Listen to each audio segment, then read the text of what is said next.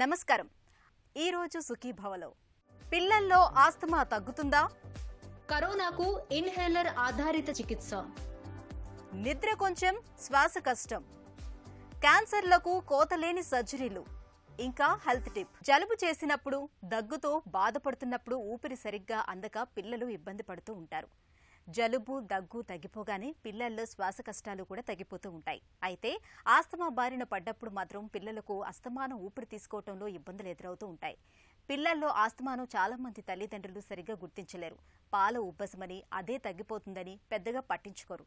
నిజానికి సకాలంలో గుర్తించి సత్వరమే వైద్యం మొదలు పెడితే పిల్లల్లో ఆస్తమాను చక్కగా అదుపు చేయొచ్చు. పిల్లల్లో ఆస్తమా గురించిన పూర్తి వివరాలను ఇప్పుడు తెలుసుకుందాం.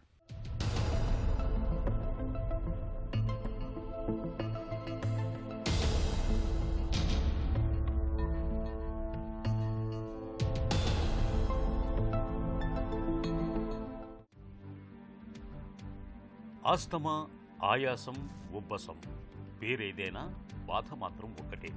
అనుక్షణం ఊపిరి కోసం పోరాటం. వాతావరణంలో ఆకస్మిక మార్పులు, వానలు, ఎండలు, చలి ఇవన్నీ ఆస్తమా బాధితులకు సంకటాలే. ఏళ్ల కొద్దీ ఎలర్జీలతో బాధపడుతున్నప్పుడు, దీర్ఘకాలికంగా జలుబు, దగ్గు వంటి బాధలు వేధిస్తున్నప్పుడు, ముక్కు నుంచి ఊపిరితిత్తుల వరకు ఉండే శ్వాస మార్గాలు ఇన్ఫెక్షన్కు గురై సన్నగా కుచించుకుపోతాయి. దీంతో ఈ వాయు మార్గాల్లో గాలి స్వేచ్ఛగా వెళ్లలేదు. ఫలితంగా ఊపిరి కోసం యుద్ధం చేయాల్సి వస్తుంది. ఒకప్పుడు పెద్దల్లో మాత్రమే ఎక్కువగా కనిపించే ఆస్తమా ఇప్పుడు పిల్లల్లోనూ తన ప్రతాపాన్ని చూపిస్తోంది.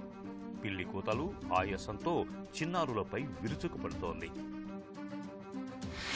లంగ్స్ ఏదైతే ఊపిరితిత్తులు, దాని తర్వాత ఎయిర్వేస్, ఈ పెద్ద ఎయిర్వేస్, చిన్న ఎయిర్వేస్, లాస్ట్కి వచ్చే బ్రాంక్యూల్స్ అన్నది, దాంట్లో వాపు ఉండడంని మనం బ్రాంకియల్ ఆస్తమా అంటూ ఉంటాం. క్లినికల్ ఫీచర్స్ పరంగా, లక్షణాల పరంగా చూస్తే ఏంటి అంటే, ఒకటి మెయిన్గా దగ్గు అన్నది ఉంటుంది. ఈ దగ్గు ఏదైతే వేరియేషన్ ఉంటుంది అంటే రాత్రిపూట ఎక్కువ ఉండడము, లేదా ఎక్సర్సైజ్ ఏమైనా స్ట్రెస్ ఇట్లాంటివి అయినప్పుడు దగ్గడము, దాని తర్వాత ఏదైతే మనము నవ్వినప్పుడు ఆ చైల్డ్ లేదంటే ఎక్కువ ఏడ్చినప్పుడు కూడా ఈ దగ్గు ఒకటి ఉండడం. దీంతోపాటు ఏంటంటే సర్ది, అప్పుడప్పుడు జ్వరం ఉండడము, దాని తర్వాత గుండె ఎక్కువగా కొట్టుకోవడం, అయితే టాకికార్డియా అని చూస్తుంటాం.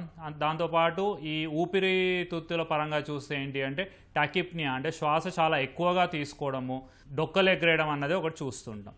దీంతోపాటు కలర్ ప్రకారంగా ఏంటి అంటే నీలి రంగులో మారడము ఆ చైల్డ్, దాంతో బాగా చెమటలు రావడం అన్నది చూస్తూ ఉంటాం. ఎలర్జీస్ వల్ల ఇది యూజువల్గా చూస్తూ ఉంటాం. అంటే ఏదన్నా మనము తినే వస్తువులలో, అంటే యూజువల్గా తినే వస్తువులు అంటే ఏవి అంటే ఈ గుడ్డు, ఎగ్, దాని తర్వాత ఫిష్, చేపలు, దాని తర్వాత ఒక్కొక్కసారి పల్లీలతో, చాక్లెట్స్తో, ఇట్లాంటి వాటితో వచ్చే ఛాన్స్ ఉంటుంది. నెక్స్ట్ది ఏంటి అంటే ఎప్పుడైనా గార్డెన్స్కి వెళ్తూ ఉంటాము పిల్లలతో పాటు. సో ఆ గార్డెన్కి వెళ్ళినప్పుడు ఆ పోలెన్ నుంచి, లేదంటే ఏదైనా పెట్స్ అంటే కుక్కలతో వీటితో ఎప్పుడైనా ఆడేటప్పుడు ఆ పెట్స్ నుంచి ఎలర్జీ లాగా వస్తూ ఉంటుంది. అట్లనే ఇంట్లో ఎవరైనా సిగరెట్ స్మోకింగ్ ఇట్లాంటిది ఏమైనా ఉంటే ఆ స్మోక్తో వస్తుంది. అట్లా ఏమైనా స్ట్రాంగ్ ఆర్డర్స్ ఏమైనా ఉంటే, ఏమైనా స్ట్రాంగ్ పర్ఫ్యూమ్స్ అయినా, లేకపోతే ఇంకా ఇతరాతర ఏమైనా బ్యాడ్ స్మెల్ ఏమైనా ఉంటే అట్లాంటి దాంట్లో కూడా ఉంటుంది. అట్లనే ఈ డస్ట్తో, దాని తర్వాత ఈ కాక్రోచెస్తో, వీటన్నిటితో కూడా మనం యూజువల్గా చూస్తూ ఉంటాం. ఆస్తమా ఉన్న పిల్లల్లో ఆయాసంతో పాటు పిల్లి కూతలు కూడా ఒక లక్షణంగా కనిపిస్తాయి. అయితే కేవలం ఈ పిల్లి కూతల లక్షణంతోనే పిల్లల్లో ఆస్తమా ఉందని చెప్పలేము. ఇలా పిల్లి కూతలు వినిపించే పిల్లలను 3 గ్రూపులుగా విభజించవచ్చు. ఊపిరితిత్తుల సామర్థ్యం ఒకంత తక్కువగా ఉన్న పిల్లలు. ఇలాంటి పిల్లల్లో పిల్లి కూతలు వినిపించినా కాలక్రమేణా వాళ్ళు తమ సమస్యను అధిగమించి ఆస్తమా లేని పిల్లలుగానే ఉంటారు. ఇమ్యూన్ వ్యవస్థతో ఎలాంటి సంబంధం లేకుండా వైరస్ కారణంగా వచ్చే ఆస్తమా. ఈ పిల్లలు కూడా పై గ్రూపు పిల్లల కంటే కొద్దిగా ఎక్కువ కాలం బాధలు అనుభవించినా ఆ తర్వాత సమస్య నుంచి బయటపడతారు.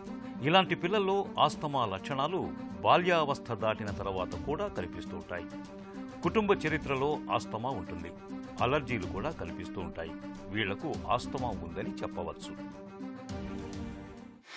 డయాగ్నోసిస్ దీన్ని ఎలా అంటే సింపుల్ ఎక్స్రే అన్నది, మనం ఛాతీ ఎక్స్రే తీస్తే ఏదైతే ఈ ఊపిరితిత్తులు హైపర్ ఇన్ఫ్లేటెడ్, ఈ లంగ్స్ అన్నది ఎక్కువ హైపర్ ఇన్ఫ్లేటెడ్గా కనపడుతూ ఉంటాయి. దీంట్లో పరంగా రక్త పరీక్షలు కూడా ఉంటాయి. దీంట్లో ఏంటంటే స్కిన్ ఎలర్జీ టెస్ట్, దాని తర్వాత ఇమ్యూనోగ్లోబులిన్ ఈ యాంటీబాడీస్, IgE యాంటీబాడీస్ అంటూ ఉంటాం. దీన్ని మనము ఈ పరంగా డయాగ్నోసిస్ చేయొచ్చు. సో నెక్స్ట్ ఏంటి అంటే ట్రీట్మెంట్ పరంగా ఏం చేయొచ్చు దీనికి అన్నది. సో అన్నిటికన్నా ఎమర్జెన్సీగా అంటే ఏదైతే ఎమర్జెన్సీ రూమ్కి చాలా శ్వాస ఇబ్బందితో వస్తే ఫస్ట్ ఇచ్చేది ఆక్సిజన్. ఏదైతే మనం సాచురేషన్ అన్నది పల్స్ ఆక్సిమీటర్తో చెక్ చేసి ఒకవేళ సాచురేషన్ 92 కన్నా తక్కువ ఉంది అంటే ఇమీడియట్గా ఆక్సిజన్ అనేది మనం పెడితే తనకు కొంచెం శ్వాస తీసుకోవడం బెటర్గా ఉంటుంది. దాని తర్వాత ఏంటంటే ఈ మందుల పరంగా చూస్తే ఏంటంటే బీటా-2 ఏగోనిస్ అంటే సాల్బ్యూటమాల్, టర్బ్యూటలిన్, అంటే స్టెరాయిడ్స్ అంటే బుడిసోనాడ్ ఇట్లాంటిది ఇస్తాం. దీంట్లో 2 రకాలు ఉంటాయి. ఒకటేమో ఐవీగా అంటే నరంలోంచి ఇవ్వడం, అంటే యూజువల్గా నిబ్యులైజేషన్స్ అన్నది చాలా మంచిగా పనిచేస్తూ ఉంటుంది. సో ఈ ఎమర్జెన్సీ సిచ్యువేషన్లో ఏంటంటే ఈ నిబ్యులైజేషన్ బ్యాక్ టు బ్యాక్ నిబ్యులైజేషన్స్ పెడతాం. అంటే గంటకు ఒక 3 సార్లు అంటే 20 నిమిషాలకు ఒకసారి ఒక 3 సార్లు మనం ఆ నిబ్యులైజేషన్ అన్నది పెడితే కొంచెం ఇంప్రూవ్మెంట్ లక్షణాల పరంగా చాలా ఇంప్రూవ్మెంట్ ఉంటుంది. దాంతో ఒకళ్ళు ఇంకా ఇంప్రూవ్మెంట్ లేదు అంటే ఇంకా వేరే ఎమర్జెన్సీ డ్రగ్స్ ఏదైతే మెగ్నీషియం సల్ఫేట్ లేకపోతే ఇప్రాట్రోపిన్ బ్రోమైడ్ ఇట్లాంటి ఇవి కూడా ఉంటుంది. పిల్లల్లో ఆస్తమాను గుర్తించడం అంత తేలికైన విషయం కాదు. ఎందుకంటే 5 ఏళ్లలోపు పిల్లల్లో ప్రతి 7గురిలో ఒకరికి ఈ పిల్లి కూతలు వినిపించవచ్చు. కానీ వాళ్ళందరికీ ఆస్తమా ఉండకపోవచ్చు. ఉదయం వేళల్లో పిల్లలకు పిల్లి కూతలు, దగ్గు ఎక్కువ అవుతుండటం, వ్యాయామం తర్వాత పిల్లి కూతలు, దగ్గు ఎక్కువగా రావటం, రాత్రిళ్ళు నడిస్తే పిల్లి కూతలు, దగ్గు పెరగటం, ఏదైనా రిలీవర్ వాడాక ఈ లక్షణాలు తగ్గటం, రిలీవర్ వాడుతున్నప్పుడు మునిపటంత మెరుగ్గా లేదా అంత త్వరగా రిలీఫ్ రాకపోవటం వంటి లక్షణాలు కనిపిస్తే పిల్లలకు ఆస్తమా తీవ్రత పెరుగుతున్నట్లుగా భావించి నిపుణులకు చూపించాలి. వయసు పెరుగుతున్న కొద్దీ చాలామంది పిల్లల్లో ఆస్తమా దానంతట అదే తగ్గుతుంది లేదా దాని తీవ్రత తగ్గవచ్చు. ప్రివెన్షన్ అన్న చాలా ఇంపార్టెంట్ ఈ సిచ్యువేషన్స్లో. సో వైరల్ ఇన్ఫెక్షన్స్ నుంచి ప్రివెంట్ కావడానికి ఏంటి అంటే ఫ్లూ వ్యాక్సిన్స్ ఇప్పుడు అవైలబుల్ ఉన్నాయి. ఇవి ఏంటంటే 2 డోసెస్ ఒక నెల గ్యాప్లో మనం 2 డోసెస్ ఇస్తే 1 ఇయర్ వరకు ప్రొటెక్షన్ ఉంటుంది ఏదైతే ఇతరాతర వైరల్ ఇన్ఫెక్షన్స్ ఉంటుందో దాని నుంచి. అట్లనే బ్యాక్టీరియల్ పరంగా చూసేయండి ఈ నిమోనియా నుంచి న్యూమోకాకల్ వ్యాక్సిన్ అనేసి దాని షెడ్యూల్ అంటే 3 డోసులు లేదా 2 డోసులు ఏజ్ ప్రకారంగా అంటే అప్పుడప్పుడు ఒక డోస్ ఇచ్చి కూడా ఈ నిమోనియా నుంచి ప్రొటెక్షన్ ఉంటుంది. సో ఏదైతే కోమార్బిడిటీస్ నుంచి ప్రొటెక్షన్ ఉంటుంది కాబట్టి ఏదో ఈ ఆస్తమా ఎపిసోడ్ ఏంటి అంటే దాని ఇంటెన్సిటీ అనేది కొంచెం తగ్గే ఛాన్స్ ఉంటుంది. దాని తర్వాత ఏమైనా రెస్పిరేటరీ ఇన్ఫెక్షన్స్ బారిన ఊరికే ఎక్కువసార్లు పడతా ఉన్నారు అంటే దాని గురించి న్యూట్రిషన్ ఏదైతే డైట్ దీన్ని ఇంప్రూవ్ చేసుకొని తన జనరల్ ఇమ్యూనిటీ అన్నది ఇంప్రూవ్ చేసుకోవడం అన్నది ఇంపార్టెంట్ ఉంటుంది. పిల్లలకు ఆస్తమా ఉందని నిర్ధారణ అయినప్పుడు డాక్టర్లు సాధారణంగా 6 దశలతో కూడిన చికిత్సను సిఫార్సు చేస్తారు.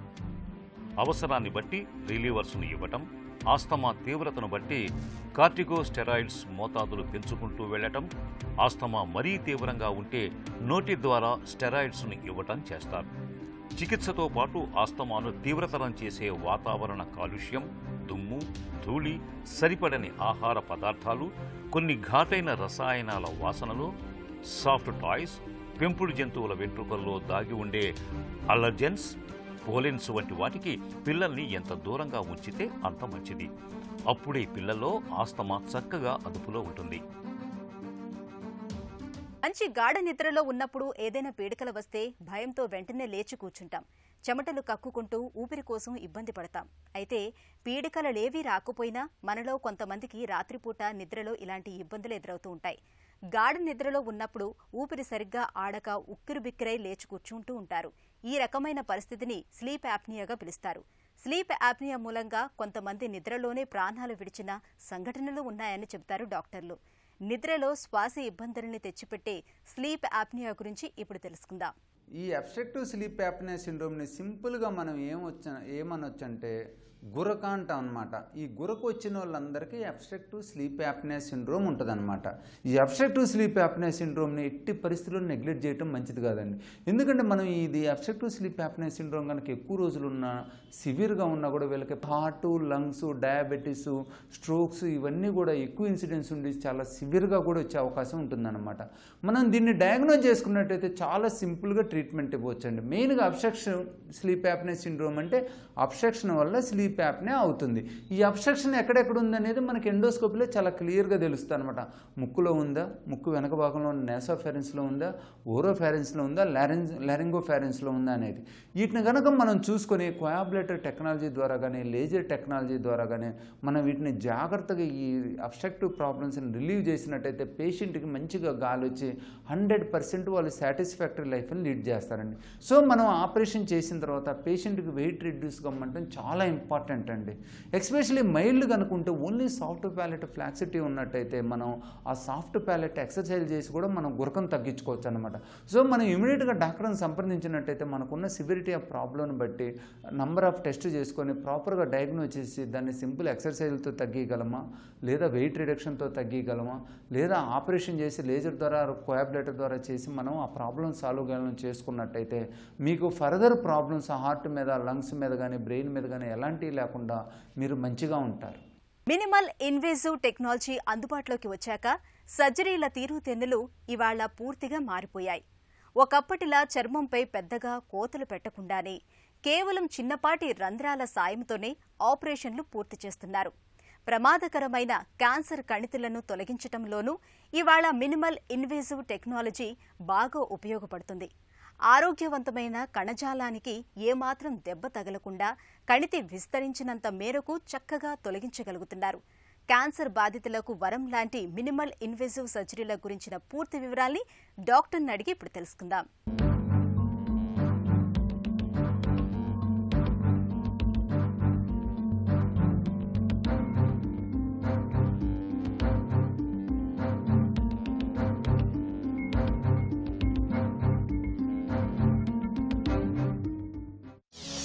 మినిమల్లీ ఇన్వేసివ్ క్యాన్సర్ సర్జరీలు అంటే ఏంటి? మినిమల్ ఇన్వేసివ్ సర్జరీ అంటే ఏంటంటే 1/2 సెంటీమీటర్ లేకపోతే సెంటీమీటర్ ఉండే ఇన్సిషన్స్ 4 లేక 5 వాడుకొని సన్నపాటి పొడవైన ఇన్స్ట్రుమెంట్స్ కెమెరాతో పాటు శరీరంలోకి పంపించి వాటి ద్వారా చేసే ఆపరేషన్ని మినిమల్ ఇన్వేసివ్ సర్జరీ అంటారు. సో ఈ మినిమల్ ఇన్వేసివ్ సర్జరీలు అనేవి సాధారణంగా ఈ కోలిసిస్టెక్టమీ అంటే గాల్ బ్లాడర్ ఆపరేషన్కో, అపెండిసెక్టమీ లేదా అపెండిక్స్ ఆపరేషన్కో, హెర్నియాకు చాలా కాలంగా వాడకంలో ఉన్నది. అయితే ఇప్పుడు అడ్వాన్స్డ్ మినిమల్ ఇన్వేసివ్ సర్జరీ రూపంలో క్యాన్సర్ ఆపరేషన్స్ కూడా ఈ పద్ధతిలో చేయడం జరుగుతుంది. మినిమల్లీ ఇన్వేసివ్ శస్త్రచికిత్సలతో ఉన్న అనుకూలతలేంటి? దీనివల్ల అడ్వాంటేజ్ ఏంటంటే చిన్న ఘాట్లు పెట్టడం వల్ల స్కారింగ్ అనేది తక్కువ ఉంటుంది, అన్సైట్లీ అపిరెన్స్ ఉండదు, అంటే చూడటానికి అసహ్యంగా ఉండే పరిస్థితి ఉండదు. చిన్న ఇన్సిషన్స్ కాబట్టి నొప్పి కూడా తక్కువ ఉంటుంది. అలాగే డిసెక్షన్ దగ్గర కంటే వెళ్ళి చేయటం వల్ల ప్రాపర్గా క్షుణ్ణంగా డిసెక్షన్ చేసే అవకాశం ఉంటుంది. దానివల్ల బ్లీడింగ్ తక్కువ ఉంటుంది, బ్లడ్ ట్రాన్స్ఫ్యూషన్స్ అనేవి ఉండవు వీటిలోని. అలానే చుట్టుపక్కల ఉండే వైటల్ స్ట్రక్చర్స్ అంటే సపోజ్ ఒక ట్యూమర్ నర్వ్ పక్కనో లేకపోతే ఆర్టరీస్ కానీ వెయిన్స్ కానీ పక్కనే ఉన్నప్పుడు వాటిని డిసెక్ట్ చేసి వాటి నుంచి జాగ్రత్తగా డిసెక్ట్ చేసి వాటికి ఇంజరీ కలగకుండా చేసినప్పుడు రికవరీ అనేది ఫాస్ట్గా ఉంటుంది. సో తక్కువ pain, lesser blood loss, faster recovery and faster resume to normal work. ఎలాంటి క్యాన్సర్ చికిత్సల్లో మినిమల్ ఇన్వేసివ్ పద్ధతులు అనుకూలం? ఈ మినిమల్ ఇన్వేసివ్ సర్జరీ అనేది ఒక క్లోజ్డ్ క్యావిటీలో ఉండే ఆర్గాన్స్ కోసం సర్జరీ చేయడానికి ముఖ్యంగా ఉపయోగపడుతుంది. సో పొట్ట భాగంలో కానీ ఛాతి భాగంలో కానీ ఉండే ఆర్గాన్స్ని రిసెక్ట్ చేయడానికి చేయాల్సిన అవసరం పడినప్పుడు మినిమల్ ఇన్వేసివ్ పద్ధతులు ముఖ్యంగా ఉపయోగపడతాయి. చాలా కాలంగా లాప్రోస్కోపీ ద్వారా కోలన్ క్యాన్సర్లో రిసెక్ట్ చేయడం అనేది జరుగుతూ ఉన్నది. అయితే లాప్రోస్కోపీ నుంచి దానికన్నా అడ్వాన్స్డ్ పద్ధతి అయిన రోబోటిక్ సర్జరీ వాడటం వల్ల ఈ సర్జరీలు ఇంకా ఈజీగా చేసే అవకాశం ఉంది. కాబట్టి FDA అప్రూవల్ 2000 సంవత్సరంలో ప్రాస్టేట్ క్యాన్సర్లకి ఆపరేషన్కి మొట్టమొదటిసారిగా ఇవ్వడం జరిగింది. దాని తర్వాత కిడ్నీ క్యాన్సర్లు, ముఖ్యంగా గైనకలాజికల్ క్యాన్సర్స్, ముఖ్యంగా ఎండోమెట్రియల్ క్యాన్సర్స్కి ఈరోజు మినిమల్ ఇన్వేసివ్ పద్ధతి అనేది standard of care. Cervical cancers, operable cervical క్యాన్సర్స్లో అంటే గర్భసంచి ముఖద్వారంలో వచ్చే క్యాన్సర్స్ కూడా ఈ రకంగా శస్త్రచికిత్స చేయొచ్చు. అలాగే స్టొమక్ క్యాన్సర్స్, ప్యాంక్రియాటిక్ ట్యూమర్స్లో కూడా ఈ మినిమల్ ఇన్వేసివ్ పద్ధతి ద్వారా ఈ మధ్యకాలంలో సర్జరీలు అధికంగా చేస్తున్నారు. ఛాతి వరకు వచ్చేసరికి అన్నవాహిక లంగ్ క్యాన్సర్స్, ఈ మధ్య కాలంలో థైరాయిడ్ సర్జరీలు కూడా హెయిర్ లైన్ దగ్గర నుంచి చిన్న గీటు పెట్టి కానీ లేకపోతే యాక్సిల్ అంటే చంక భాగం నుంచి ఒక గీటు పెట్టి కానీ మెడ మీద అన్సైట్లీ ఇంజరీ లేకుండా జాగ్రత్తగా సర్జరీ చేసే అవకాశం కూడా ఇది మనకు కల్పిస్తుంది అనమాట. ప్రస్తుతం ఎలాంటి మినిమల్లీ ఇన్వేసివ్ పద్ధతులు మనకు అందుబాటులోకి వచ్చాయి? మినిమల్ ఇన్వేసివ్ సర్జరీ అనేవి ప్రధానంగా 2 రకాలు. ఒకటి లాప్రోస్కోపీ, దానికన్నా లేటెస్ట్ ఎడిషన్ ఇప్పుడు రోబోటిక్ సర్జరీ. ఈ లాప్రోస్కోపిక్ సర్జరీ అనేది గత 20-30 ఏళ్లుగా చేయటం జరుగుతూ ఉంది. దీంట్లో ఏంటంటే 2D కెమెరా బాడీలోకి పంపించి అలాగే రిజిడ్ ఇన్స్ట్రుమెంట్స్ వాడి సర్జరీ చేస్తాం. పొట్టలో చేసినప్పుడు లాప్రోస్కోపీ అని, ఛాతిలో చేసినప్పుడు వీడియో అసిస్టెడ్ థొరకోస్కోపిక్ సర్జరీ అని అంటారనమాట. రోబోటిక్ సర్జరీలో ముఖ్యంగా మనకు తెలుసుకోవాల్సింది ఏంటంటే దీనిలో వాడిన టెక్నాలజీ. అత్యాధునిక టెక్నాలజీ వాడటం వల్ల సర్జన్కి సర్జరీ చేసే అవకాశం చాలా బెటర్గా చేసే అవకాశం ఇది మనకు కల్పిస్తుంది. ఈ రోబోటిక్ సర్జరీలో లాప్రోస్కోపీలా కాకుండా 3D టెక్నాలజీ వాడి దానికన్నా ఒక 4-5 రెట్లు దగ్గరగా కనిపించేలాగా, అంటే పెద్దదిగా కనిపించేలాగా మనకి విజన్ ఉంటుందన్నమాట. దీనివల్ల మరింత మెరుగ్గా ఆపరేషన్ చేసే అవకాశం మనకి కల్పించబడుతుంది. మూడవది ప్రెసిషన్. అంటే మామూలుగా కొంచెం ఇంపార్టెంట్ స్ట్రక్చర్స్ లేకపోతే వైటల్ ఏరియాస్లో సర్జరీ చేసినప్పుడు చిన్నపాటి ట్రెమర్ అనేది ఉండే అవకాశం ఉంటుంది. ఆ ట్రెమర్ని కూడా ఎలిమినేట్ చేస్తూ మనం ఎంత మూమెంట్ అయితే చేసామో అంత మూమెంటే లోపల రెప్లికేట్ అయ్యే విధంగా మనం సర్జరీ చేసుకునే అవకాశం ఈ రోబోటిక్ సర్జరీ కల్పిస్తుంది. మినిమల్లీ ఇన్వేసివ్ పద్ధతుల్లో చేసే సర్జరీల మూలంగా పేషెంట్లకు కానీ డాక్టర్లకు కానీ ఇబ్బందులు ఏవైనా ఉంటాయా? First and foremost cancer surgery గురించి మాట్లాడుతున్నాం కాబట్టి ఎర్లీ స్టేజ్లో ఉన్న ట్యూమర్స్ని యూజువల్గా ఆపరేట్ చేస్తాము.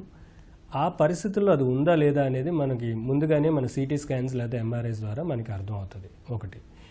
రెండవది పేషెంట్ తాలూకు ఫిజికల్ ఫిట్నెస్.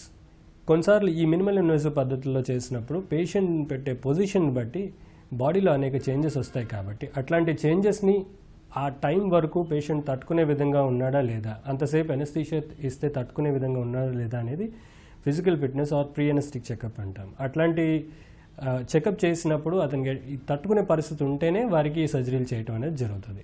మూడవదిగా కొంతమందికి ప్రీవియస్గా మల్టిపుల్ సర్జరీస్ జరిగి ఉంటాయి. మరొకసారి మినిమల్ ఇన్వేసివ్ సర్జరీ చేయడం అనేది చాలా కష్టతరం అయిపోతుంది. ఏవైతే లోపల ఉన్న పేగులన్నీ అంటుకుపోయి ఉన్నప్పుడు వాటిలన్నింటినీ సెపరేట్ చేసి టార్గెట్ ఏరియా దగ్గరికి వెళ్ళటానికి మనకు కొన్నిసార్లు వీలు పడకపోవచ్చు. అట్లాంటప్పుడు ముందుగా మినిమల్ ఇన్వేసివ్ చేద్దాం అనుకుని కూడా కొన్నిసార్లు ఓపెన్ చేయాల్సిన పరిస్థితి ఉంటుంది. ఇకపోతే డాక్టర్స్ పరంగా చూసినట్లయితే సర్జన్స్ కన్సోల్ అనేది ఉంటుంది.